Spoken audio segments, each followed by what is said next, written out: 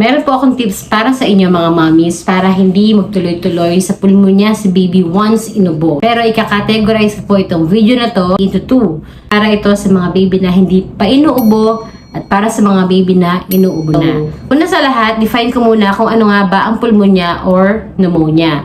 Ang pneumonia ay isang infection sa baga. Ibig sabihin, meron ng bacteria or viral infection or parasite din na nasa baga na ni baby. Kaya yung mga symptoms nito, hirap huminga, inuubo, nilalagnat, mabilis ang paghinga. Sa first category ko, yung mga wala pang ubo. Katulad lamang ito ng mga nakaraang video ko kung paano maging healthy si baby. Kung ano yung mga tips ko para maging sickness-free siya, walang sakit. Straight to the point, paano nga ba iiwasan na ubuhin si baby? First, exclusive breastfeeding dapat siya from newborn hanggang 6 months of life. Kung maaari lamang, exclusive talaga, walang formula milk, walang water, yung gatas mo lang mami. Dahil napakadaming antibodies ang pwedeng ma-receive ni baby, vitamins, minerals, lahat. Most of my patients na na-admit as pneumonia, ang gatas po nila hindi breastfeeding. Sa mga breastfed naman na na-admit, very rare lang, siguro out of 10 na mga na-admit, may isa doon na breastfeeding. Pero at least, di ba, kung breastfeeding si baby, mababa lang ang chance niyang ma-admit para sa pulmonya. Number 2 tip, updated dapat ang vaccine ni baby. Ang mga vaccine ni baby na covered ang pneumonia is yung Haemophilus influenza type B na nasa Penta or 6-in-1 na binibigay sa health center or sa pediatric. Yung pneumococcal vaccine or yung PCV or yung Prevnar 13 na binibigay din sa health center. And of course, kung hindi kayo nag-health center, meron din yan sa pediatric.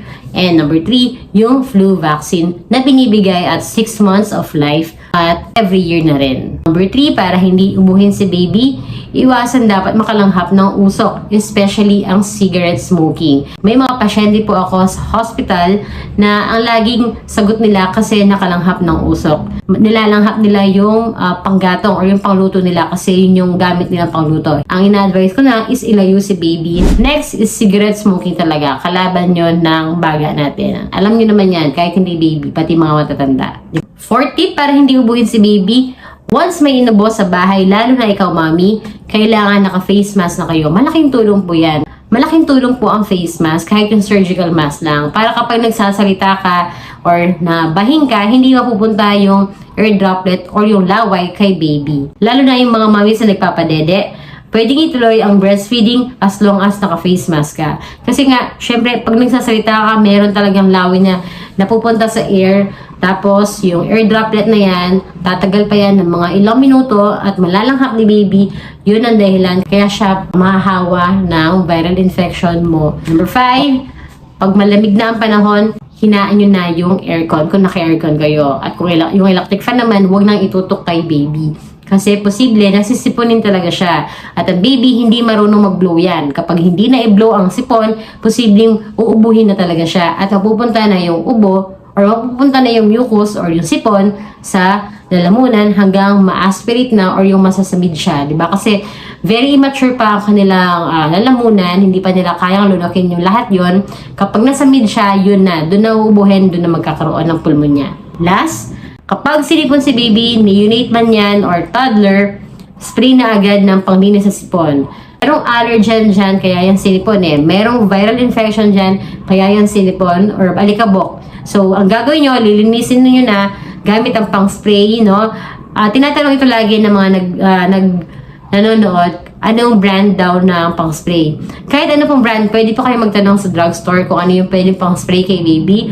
No, usually, sodium chloride, nasal drops yan, or sodium chloride, nasal spray. In that way, kapag nalinis na yung ilong ni baby, mas-shorten na lang yung duration ng sipon, hindi na siya uubuhin. So, mahirap ba? Mahirap bang pigilan ang ubo at sipon? Mahirap bang pigilan ang pulmonya? Ang pulmonya, oo. Pero ang ubo at sipon, alam nyo ba na talagang uubuhin at uubuhin si baby in hers or her first 2-3 years of life? That's according to AAP or according yan sa mga binabasa namin sa libro. Mga babies na hindi sinisipon or inuubo, 1-year-old na sila, swerte po sila.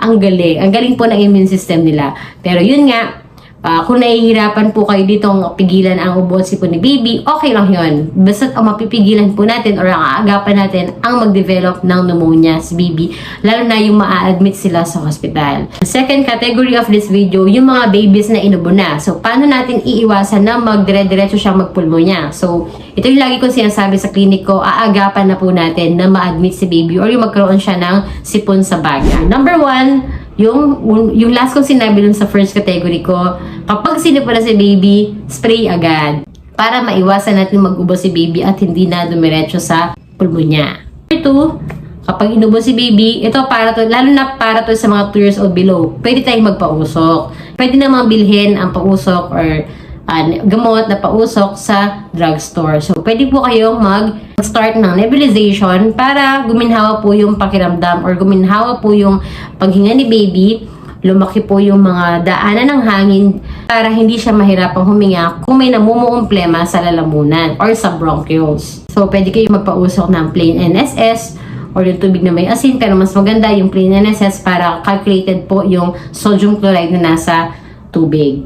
Pwede rin gamot yung salbutamol, lalo na kung meron kayong lahing asthma. Plus, pag nagpapausok, kailangan tinatapik nyo sa likod para yung plema is maakyat yan tapos ilalabas na ni baby. Okay lang na malunok niya yung plema. 3, water therapy. Nakakatulong po ang tubig sa ubo at sipon ni baby. Number 4, my favorite advice, good sleep. So, iwas ang puyat at kailangan may afternoon sleep siya. Dahil yun nga, paulit-ulit kong sinasabi sa inyo to, nagre-recharge po ang katawan ni baby kapag siya ay tulog. So, gamot din po yun. Gamot din po ang tulog. Kaya hayaan niyo po matulog si baby. Huwag po siyang magpuyat. Kung matanda na yan, iwasan ang cellphone. Tayin nyo rin ang wifi. Number 5, para maiwasan ang pulmonya kapag inuubo na si baby, kapag 3 days na yan at ganun pa din ang ubo niya, lalo na kung nilalagnat, check up nyo na siya. Huwag nyo nang hintayin na lumala. Huwag na po kayo magtanong sa social media kung kailan dadalhin sa hospital si baby. Basta kapag 3 days na yan, umiinom na kayo ng gamot, ginagawa nyo na yung mga sinasabi ko, or hinahayaan nyo lang siya, gumagawa kayo ng home remedy, hindi pa rin okay yung kanyang ubo, please bring your patient to the nearest health institution like health center, government hospital, or clinics. Number 6, kapag inubo na si baby, pwede kayo mag-start ng vitamins, lalo na ang zinc sulfate. Mabilis po magpagaling ang zinc sulfate. Kaya naman, ina-advise ko talaga to sa patient. Hindi po kailangan ng reseta. Pwede kayong bumili over the counter. At kung tinatanong nyo kung anong brand, kahit anong brand po. Dahil hindi po tayo pwedeng magbigay ng brand.